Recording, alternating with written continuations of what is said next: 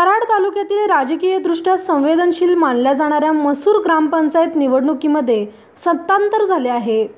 कराड दक्षिण विधानसभा मतदारसंघाचे आमदार माजी मुख्यमंत्री पृथ्वीराज चव्हाण आणि कराड उत्तर विधानसभा मतदारसंघाचे आमदार बाळासाहेब पाटील यांच्या नेतृत्वाखालील गटाने माजी मंत्री विलासराव पाटील उंडाळकर गटाचा धुव्वा उडवून सत्तांतर घडवले आहे। मसूरसह परिसर आमदार बाळासाहेब पाटील गटाचा बालेकिल्ला म्हणून ओळखला जातो।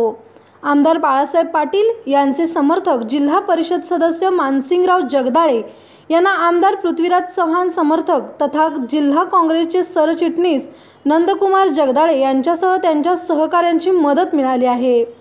या दोन्ही गटांचे जनशक्ती पॅनल सरपंच पदासह 16 जागांवर विजयी झाले आहे, तर विरोधी मसूर नागरिक पॅनलला अवघ्या 2 जागांवर समाधान मानावे लागले आहे। कराड दक्षिणचे माजी आमदार विलासराव पाटील उंडाळकर समर्थक वसंतराव जगदाळे यांनी मसूर नागरिक पॅनलचे नेतृत्व केले। मसूरमध्ये सत्तांतर झाल्याने रखडलेली विकास कामे मार्गी लागतील अशी अपेक्षा गावकऱ्यांनी व्यक्त केली आहे।